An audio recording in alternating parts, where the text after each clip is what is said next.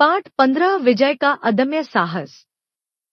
विजय और ललित सहपाठी थे और दोनों 5वीं कक्षा के छात्र थे। वे घनिष्ठ मित्र भी थे तथा एक दूसरे के घर आते जाते रहते थे। दोनों पढ़ाई में प्रवीण थे तथा उनके अध्यापक उनकी खूब सराहना करते थे। अतः उनके माता पिता भी उनसे अत्यंत प्रसन्न रहते थे। एक दिन विद्यालय में विजय के सिर में अचानक पीड़ा होने लगी तथा वह कक्षा अध्यापक से छुट्टी लेकर घर लौट गया। फलतः इतिहास के शिक्षक द्वारा पढ़ाए गए पाठ के नोट्स वह न ले पाया। अगले दिन उसने ललित से कहा, मित्र, कल मैं इतिहास के नोट्स नहीं ले पाया क्योंकि सिर में पीड़ा होने के कारण मैं घर चला गया था। कृपया मुझे अपनी कॉपी दे दो ताकि मैं इतिहास के नोट्स लिख लूं। क्यों नहीं, विजय, यह कहते ही ललित ने अपनी कॉपी विजय को दे दी। छुट्टी होने के उपरांत दोनों अपने अपने घर चले गए।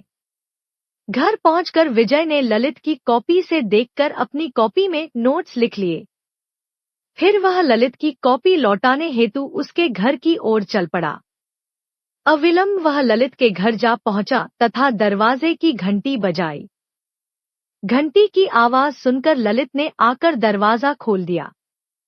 विजय को आया देखकर वह चहक उठा तथा उसकी बाह पकड़कर उसे भीतर ले गया। ललित के पिता नगर के जाने-माने जौहरी थे। नगर के मुख्य बाजार में उनकी आभूषणों की बहुत बड़ी दुकान थी।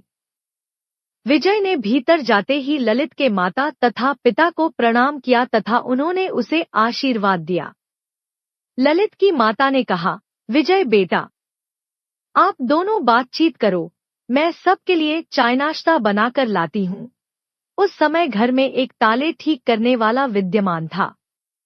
घर में रखी एक तिजोरी के ताले में कुछ खराबी आ गई थी जिसे ठीक करने हेतु उसे बुलाया गया था। बातों में ललित के पिता के मुख से बात निकल गई, विजय, तिजोरी का ताला खराब हो जाने के कारण हमने सारा नकद धन तथा आभूषण इस सूटकेस में रख लिए हैं। तिजोरी ठीक होते ही हम इन्हें इसके भीतर रख देंगे। ताला ठीक करने वाले ने भी यह बात सुन ली तथा उसके मन में लोभ जागृत हो गया।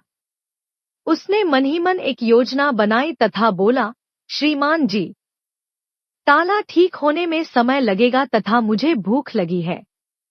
मेरा घर पास ही है, मैं भोजन करके शीघ्र लौट आऊंगा। यह कहकर वह अपने औजार उठाकर चला गया। ललित की माता चाय नाश्ता लेकर आ गई तथा सबने एक साथ चाय नाश्ते का आनंद उठाया। चाय पीकर विजय अपने घर लौटने हेतु उठकर खड़ा हो गया। वह विदा लेने के लिए कुछ बोलने ही वाला था कि अचानक एक बड़ी बड़ी मूंछों वाले डाकू ने घर के भीतर प्रवेश किया जिसके हाथ में पिस्तौल थी।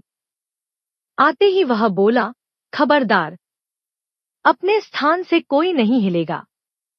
विजय जरा आगे बढ़ा तो उस डाकू से टकराकर गिर पड़ा। गिरते ही वह चिल्लाने लगा, हाय हाय, मेरे पेट में बहुत दर्द हो रहा है, मुझे पानी दीजिए, नहीं तो मैं मर जाऊंगा।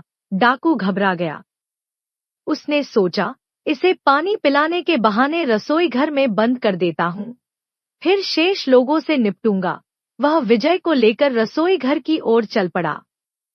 विजय उसके पीछे पीछे लंगड़ाकर चल रहा था। ज्यों ही वे रसोई घर के द्वार पर पहुंचे, विजय ने डाकू को जोर से धक्का दे दिया। वह लड़खड़ाकर रसोई घर के भीतर पहुंच गया तथा विजय ने दरवाजा बाहर से बंद कर दिया। फिर उसने पुलिस को फोन कर दिया। तत्काल पुलिस के 2 सिपाही ललित के घर पहुंच गए तथा डाकू को पकड़ लिया गया।